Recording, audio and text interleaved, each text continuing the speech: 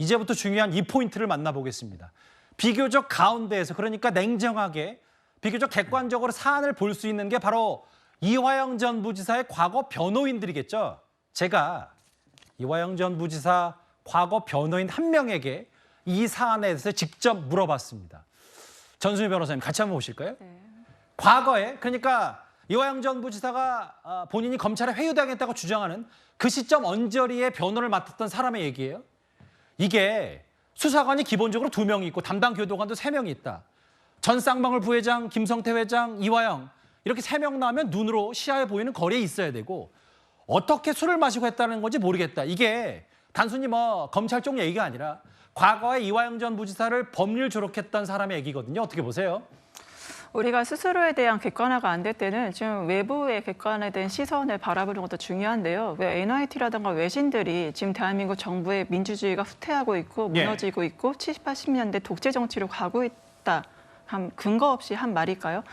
결국에는 뭐 이화영 전 지사가 저는 정말 이 재판에서 만약 허위 사실을 진술을 이렇게 말을 했다면 본인의 재판에 불이익이 있을 텐데 그런 불이익을 안고서 이런 말을 구체적으로 굳이 할 필요가 있었을까? 만약에 이화영 지사의 말이 거짓이라면 거기에 응당한 굉장한 불이익을 받을 거고 만약에 이화영 전 부지사가 진술한 게 사실이라면 굉장히 또 하나의 큰 폭풍을 가져오게 될 거다. 말씀드린 대로 진술이 굉장히 많이 구체적입니다. 뭐 회덮밥도 얘기 나오고 연어회도 나오고 뭐 매일같이 붙어 있고 회의실도 있고 그런 진술들이 나오고 있고 이미 여러분들 잘 아시다시피 외신에서도 분석하고 있지만 이재명과 윤석열 굉장히 근소한 차이 0.7% 차이로 당선이 된 윤석열 대통령 정적인 이재명을 죽이기 위해서 모든 방안을 강구하고 있고 그중에 하나가 뭐 성남 FC 대북송금 닭 재판들이 있다는 것들 그중에 일환으로서 이러한 과정들이 진행되고 있다는 것도 우리가 이해할 필요가 있어 보입니다. 무슨 말씀인지 알겠는데 너무 지금 이렇게 크게 보신 것 같아서 뭐 정적 주기까지 가는 것보다 말씀하셨던 것처럼 이화영 전 부지사의 연어 이제 이 회덮 이 메뉴 계속 얘기하니까 배고프긴 한데 일단 그것도 구체적이지만 이화영 전 부지사 과거 변호인의 말도 구체적이어서 이렇게 보는 눈이 많은데 이걸 엑스레이 검색 때 다 통과해야 되고 배달 음식이 아니라 쌍방울 직원이 허락도 없이 연어야 회덮밥 거기 더해서 술도 몰래 들고 가야 되는 드로거주가 말이 되느냐 뭐 이런 얘기를 하는 것 같은데 다음 화면도 보겠습니다. 그러면서 이화영 전 변호사가 과거 이화영 전 부지사의 변호인이 의미심장 얘기를 했어요. 최병무 의원님. 이게 지금 거의 검찰이 1심에서 징역 10여 년 구형했나요? 그렇죠. 유죄노할 게 확실하니까 객관적 팩트로 안 되니까 정치적 사건으로 몰고 가고 싶은 게 아닌가라는 개인적 얘기를 하면서 지금 이게 대북송금 의혹, 북한에 돈을 내준 게 경기도 대신 쌍방울이 돈을 대신 내준 거에 대해서 결정적인 증거는 국정원 자료고 재판부와 변호인 양측만 열람이 가능하다. 그러니까 국정원 자료가 팩트고 이거 뭔가 판을 뒤집기 위해서 이화영 전 부지사가 이렇게 얘기한 거 아니냐는 얘기까지 조심스럽게 하더라고요. 이게 전직 변호인은요, 그냥 우리가 보통 사람들이 뭐 얘기할 수 있는 게 아닙니다. 뭐 조상우 변호사 같은 경우는 뭐 공간이 있다 그러는데, 아니, 공간이 있다고 다 조작이 이루어지나요? 그런 건 아니잖아요. 조상우 변호사가 거기서 뭐 무슨 연어회를 보고 뭐 회덮밥을 보고 그런 거 아니잖아요. 그리고 본인은 전혀 모르는 얘기예요. 다만 수원지검 1313호 검사실 옆에 방이 있더라 하는 얘기죠. 방이 있으면 거기서 조작이 이루어진다는 얘기를 어떻게 변호사가 할 수 있는지 저는 그런 부분이 참 궁금해지고요. 그리고 자꾸 이거를 검찰이 뭐 증명을 해라 그러는데 아니 검찰이 없는 사실을 어떻게 증명합니까? 있다고 주장하는 사람들이 증명을 해야 되는 거죠. 그런 점에서 본다면 이화영 전 부지사가 본인이 6월경이라고 얘기할 것이 아니고 6월 어느 날짜를 특정을 하면 돼요. 왜 그러냐면 그러면 그 날짜에 관련 기록을 다 찾아보면 되잖아요. 더군다나 수많은 사람이 그 방을 드나들었을 것이고 이화영 전 부지사의 기억이나 주장이 매우 구체적이다 그러는데 이화영 전 부지사는 그 방에 가서 조사를 여러 번 받았어요. 그러니까 그 방의 구조나 옆방의 구조나 이런 거에 대해서 아주 상세히 알고요. 자, 김성태 전 회장과 이화영 전 부지사는 20년 지기예요. 김성태 전 회장이 뭐 연어를 좋아하는지 회덮밥을 좋아하는지 또 그다음에 쌍방울 그룹의 뭐 부회장이 어떤 사람이고 다 잘 알아요. 그러니까 그 뭐 소설을 쓰기에도 아주 충분한 정도의 취재가 돼 있는 사람이에요. 그러니까 그런 사람이 구체적으로 얘기하죠. 원래 거짓을 꾸며낼 때는 구체적으로 얘기해야 남들이 믿는 겁니다. 그러니까 이화영 전 부지사가 본인의 4월 4일 주장을 입증하려면 우선 6월 며칠인지 시간은 어떻게 되는지. 예. 뭐 교도관도 뭐 본인 아마 그때 단 한 번 뭐 거기 가는데 교도관이 개호한 건 아닐 거예요. 그러니까 아마 교도관 이름도 알 것이고 그런 부분을 보다 더 구체적으로 이러이러한 사실이 있었다는 걸 증명할 사람은 이화영 전 부지사인데 그 증명 못 하고 있잖아요 지금. 그런 점으로 봤을 때 저는 그 이화영 전 부지사의 주장이 사실일 수가 없다. 그리고 시스템상으로도 사실일 수가 없다고 생각을 합니다. 그 이화영 전 부지사 측은 사실은 기억하시겠지만 재판 과정에서 공개적으로 공개 법정 부부싸움까지 있었던 과거에도 검찰의 회유설 이렇게 주장한 바 있습니다. 제가 아까 흥분해서 그랬는데 예. 조금 더 입장 정리를 해볼게요. 저도 지금 정신이 하나도 없어가지고. 남편분이랑 입장이 근데 좀 다른 가족이랑 좀 다른 게 왜 그렇다고 좀 저도 모르겠어요. 왜 저 사람이 저렇게 됐는지 모르겠습니다.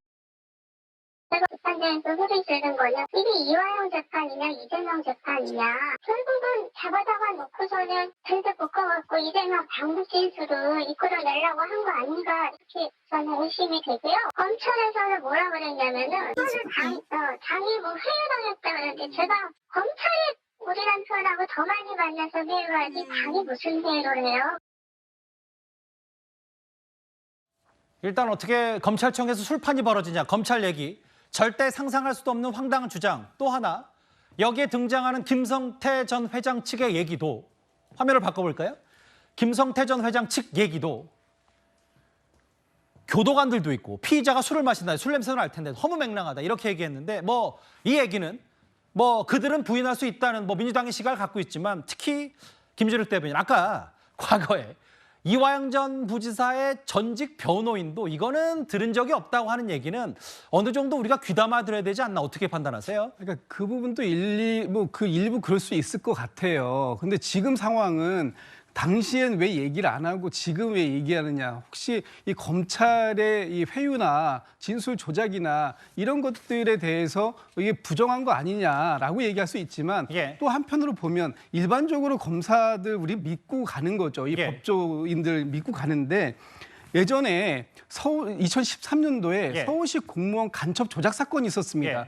이거의 주체가 누구였냐면 검찰이었어요. 예. 이 검찰들이 이 가족들을 이 6개월간 불법 감금한 상태에서 허위 자백을 받아냈고 예. 또 일부 수사 기록을 또 조작한 사실이 있었습니다. 예. 그랬기 때문에 지금 우리가 알고 있는 일반적인 검찰은 그러지 않을 거라고 보이지만 이 사건이 워낙 중대한 사건이라서 뭔가의 정치적 목적성이 있다면 충분히 그랬을 수도 있는 거 아니냐고 하는 의혹 제기는 할 수 있는 것이다. 그런 의혹을 제기했다면 반드시 그 부분에 대한 확인이 필요하다. 저는 이제 그런 말씀을 드리는 것이고요. 예.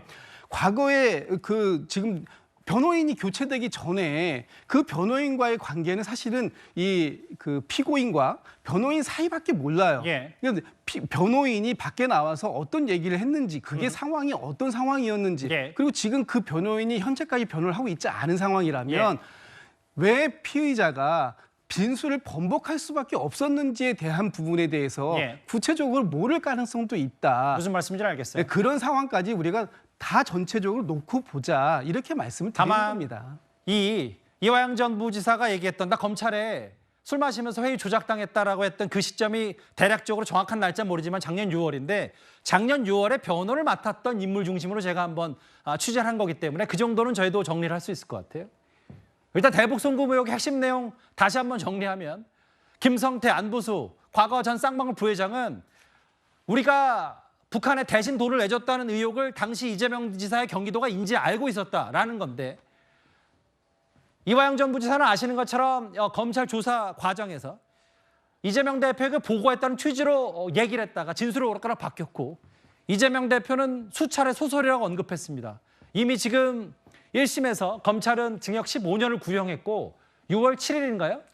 1심 선고가 있는데 뭐 대략적으로 법조계에서는 중형이 예상되고 그렇기 때문에 뭔가 이화영 전 부지사가 검찰의 여러 재판 결과도 이렇게 잘못된 거 아니냐, 검찰의 조작 수사로. 뭔가 선거를 훼손하려는 의도가 있는 게 아니냐라는 게 검찰의 시각인 것 같아요. 이현정 의원님, 네. 사실 이 주제 제1야당 대표, 공당의 대표가 쏘아올렸기 때문에 뭐 내일이든 모레든 좀 저희가 차분히 더 짚어볼 기회가 있을 텐데 다만 이번 이재명 대표 의혹 제기가 과거에 한명숙 전 총리 사건과 닮았다라는 언론의 지적도 있습니다. 뭐 때문에 비슷하다는 얘기가 나오는 겁니까? 자, 우선 이재명 대표는 현재 위증교사 혐의로 재판을 받고 있다는 사실을 다시 한번 상기시킵니다. 자, 그리고 예전에 한명숙 전 총리의 이 금품 수수 사건 관련해서 당시 1심에서 무죄가 났습니다. 근데 그 돈을 줬다는 사람이 증언을 바꿨어요. 이 주지 않았다고 바꿨습니다. 근데 항소심에서 유죄가 났죠. 왜냐하면 당시에 돈을 줬던 그 수표가 한명숙 전 총리 동생의 이 전셋집 구하는 데 사용했다는 사실이 드러났습니다. 자, 그래서 대법원에서 확정이 됐습니다. 그 다음에 어떻게 됐죠?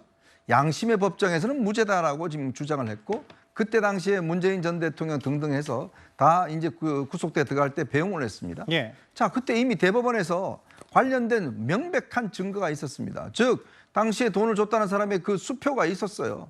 그럼에도 불구하고 사실이 아닌 것처럼 해서 결국은 유죄가 됐다는 말입니다. 예. 자, 그때는 뭐 다수 의석이 없었기 때문에 하겠지만 지금은요. 자, 보십시오. 이재명 대표가 지금 가장 중요한 관건은 뭐겠습니까? 본인의 재판 관련해서 이 새로운 기소, 그다음에 재판을 연기, 이런 게 지금 굉장히 중요한 정책 목적 아니겠어요? 예. 자, 그런 상황에서 이제 다수 의석도 있겠다. 자, 이런 이 문제를 지금 계속 확산시키는 거죠. 아니, 그냥 본인이 100% 사실이라면서요. 그럼 뭐 증거를 내놔야 될 거 아닙니까? 예. 아니, 제1당 대표가 지금 192석 가진, 170석 가진 제1당 대표가 100% 사실이라고 그러면 뭐라도 흔들어야 될 거 아닙니까? 뭐라도 보여주고. 그런데 지금 거의 사실인 것처럼 주장을 몰고 가고 있잖아요. 예. 물론 사실일 수도 있죠. 그렇다면 이걸 증명하기 위해서는 이게 문제가 있었다라고 주장하는 측에서 뭔가 뭐 회덮밥을 가져오든지 연호회를 가져오든지 뭔가 증거가 있어야 될 거 아니겠습니까? 그런 거 없이 이렇게 몰아가려고 하는 것은 결국은 이 재판을 정치화하려는 목적이 아닌가, 저는 그런 강한 의심을 갖고 있습니다. 그러니까 이제 그 이재명 대표에게 2차례 보고했다.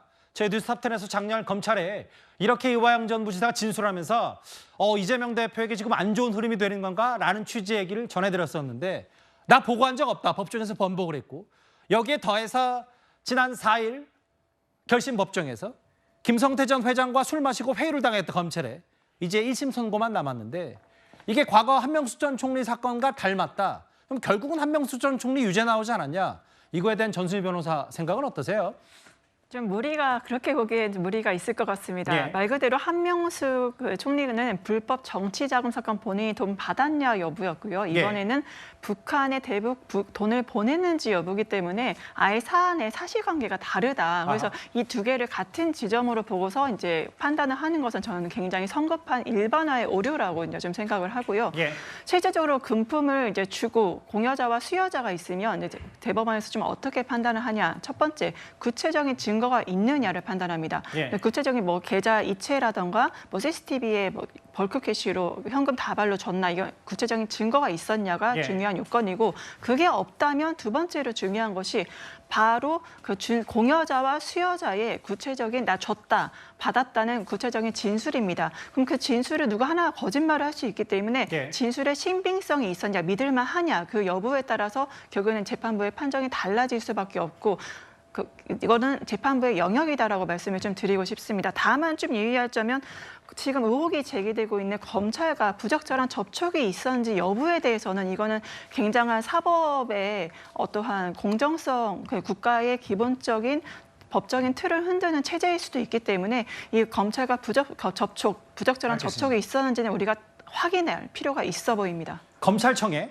엑스레이 뚫고 들어가서 음식물 들어가고 방문객이 허락도 없이, 그리고 모종의 어떤 모처에 모여서 회유를 했다. 이게 만약에 진짜 사실이라면 파장이 만만치가 않을 텐데, 반대로 검찰 말만 따라 허무맹랑하다면 의혹 제기한 부분에 대해서도 어느 정도 입장 표명이 있을 것 같아야 될 것 같은데요.